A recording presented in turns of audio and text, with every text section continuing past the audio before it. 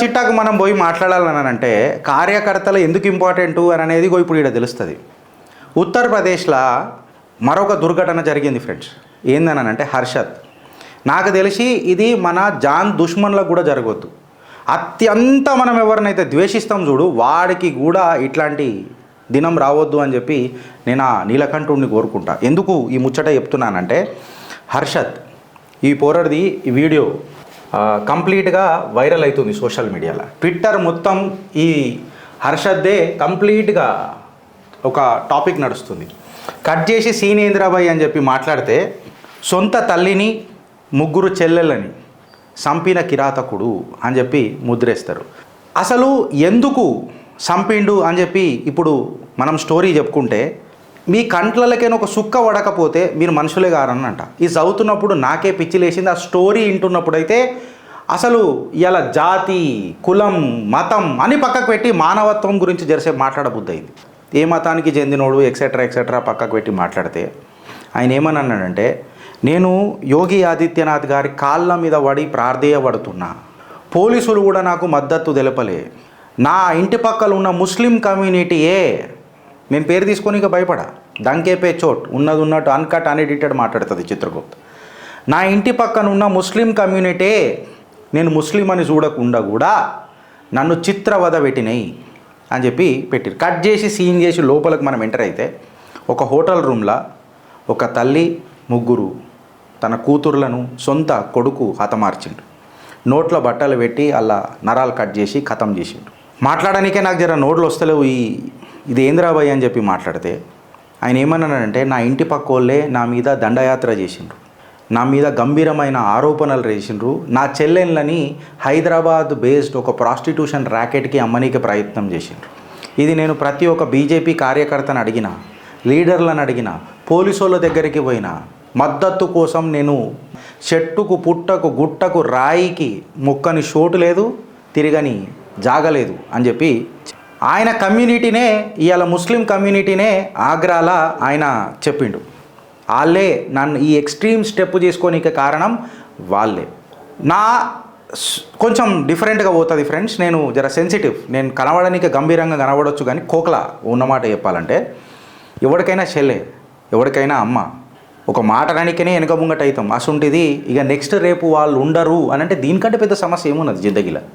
ఎందుకు ఈ స్టెప్ తీసుకోవాల్సి వచ్చింది అని అంటే నా చుట్టుపక్కల ఎవరైతే ఉన్నారో వాళ్ళు నన్ను ఉండనిస్తలేరు, ఎక్కడ నా చెల్లెళ్ళ జిందగీ నా అమ్మ జిందగీ ఖరాబ్ అవుతుందో అని చెప్పి ఇల్లిడ్స్ పెట్టుకొని బయట తిరుగుతుంటే ఉత్తరప్రదేశ్ చలి నన్ను బయట కూడా తిరగనిస్తలేదు కదా, ఎక్కడ నేను తలదాచుకుందామని అంటే చలి కూడా నన్ను బయటకు నడిపిస్తలేదు కదా, ఉండనిస్తలేదు కదా.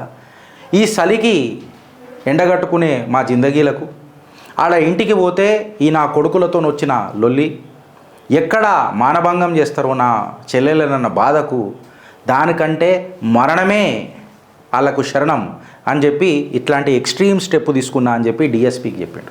10-15 రోజుల నుంచి ఉత్తరప్రదేశ్ వీధులలో నేను తిరిగినా అని చెప్పి చెప్పిండు.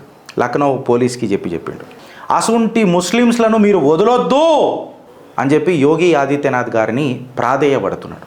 మీరు కరెక్ట్ చేస్తున్నారు అని చెప్పి ఆయన యోగి ఆదిత్యనాథ్ గారిని పొగిడిండ్రు. వీళ్ళు ఎవరెవరైతే నన్ను టార్చర్ పెట్టినరో ముఖ్యమంత్రి గారు వాళ్ళు అన్ని క్రిమినల్ యాక్టివిటీస్లలో ఉన్నారట.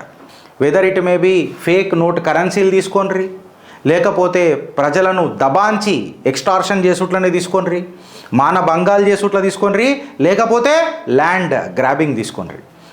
మీరు ఏది చెప్తారో ఆ క్రైమ్లలో అన్నిట్లలో ఉన్నారు ముఖ్యమంత్రి గారు. కాకపోతే ఓడ యాక్షన్ తీసుకుంటలేడు. నేను ఎక్కడ పోయేది అన్న పిలుపుకు నేనేమి చేసేది అని చెప్పి ఇవాళ మరణమే శరణం చేసి కుటుంబాన్ని పోగొట్టుకున్నాడు. ఈ ఘటన చేసేటప్పుడు సొంత తండ్రి కూడా పక్కకే ఉన్నాడు.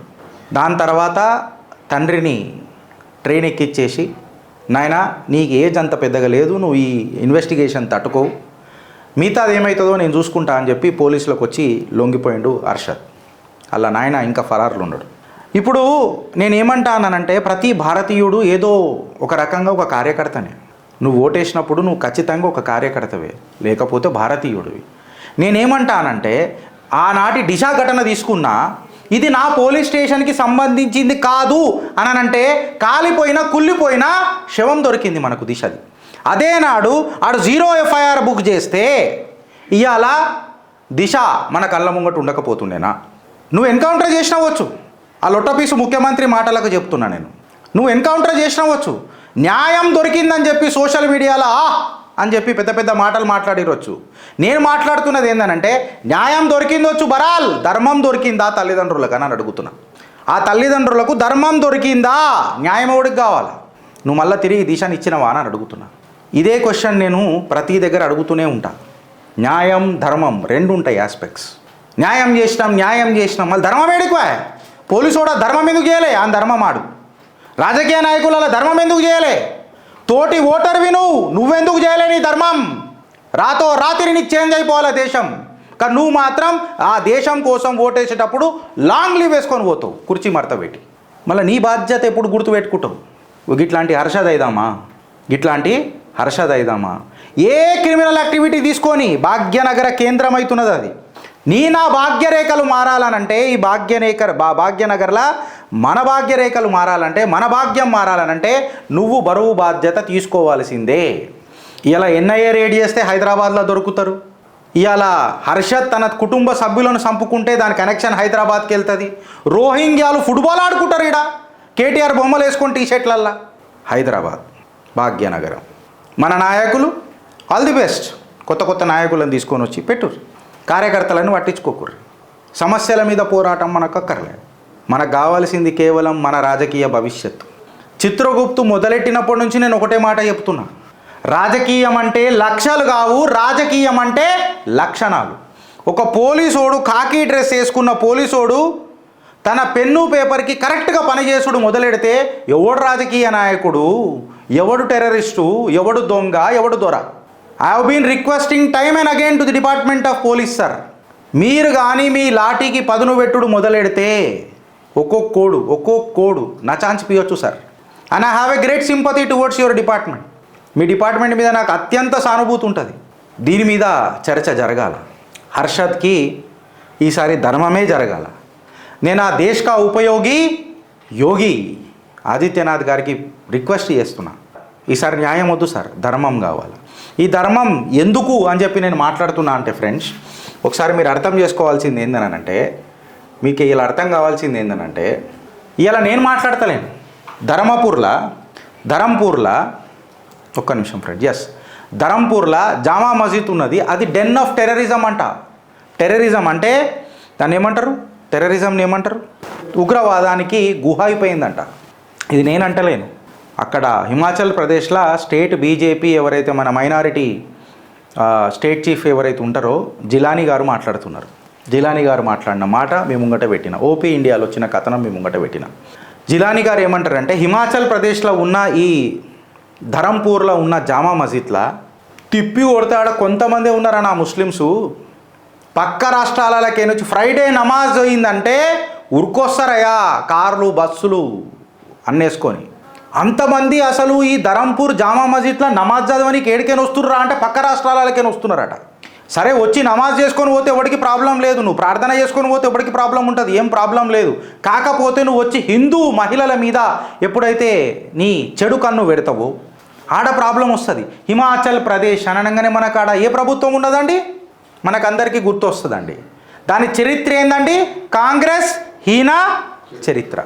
సోలన్ డిస్ట్రిక్ట్లో హిమాచల్ ప్రదేశ్లో ఈ జరుగుతున్న ఘటనకు యాంటీ హిందూ యాక్టివిటీస్ జరుగుతున్నాయి, అదొక డెన్ ఆఫ్ టెర్రరిజం అయిందని చెప్పి మాట్లాడుతున్నారు. Hundreds of Muslims Dharampur mask every Friday పక్క రాష్ట్రాల నుంచి వస్తున్నారు అని అన్నారు. తిప్పి కొడితే 3-4 ఫ్యామిలీలు ఉంటాయి ఇక్కడ, అది కూడా వాళ్ళు రెంటెడ్ హౌస్లు ఉంటారు ధరంపూర్లా అని చెప్పి జిలానీ చెప్తున్నాడు. అసలు ఫ్రైడే నమాజ్ రాగానే ఇంతమంది పక్క రాష్ట్రాలకే ఎందుకు వస్తున్నారు అని అంటున్నాడు. జిలానీ బేషరతుగా ఒక కోరిక కోరిండి ఏంటంటే, అసలు ఫస్ట్ ఆఫ్ ఆల్ ఈ జామా మస్జిద్ ఏదైతే ధరంపూర్లో కట్టిన దానికి పర్మిషన్ ఉందా? ఇన్వెస్టిగేషన్ ఆడికెని మొదలెట్టాలి. ఆడికెని మొదలెట్టి పర్మిషన్ లేకపోతే యోగి ఆదిత్యనాథ్ గారు తీసుకున్న స్టెప్స్ ఏవైతే ఉంటాయో దాని మీద గడ్డపార ఖచ్చితంగా పెట్టాలి. ఎందుకంటే నువ్వు ప్రార్థన చేసుకుంటే ప్రాబ్లం లేదు, నువ్వు పరేషాన్ చేసుకుంటానన్నప్పుడే చాలా ప్రాబ్లం వస్తుంది.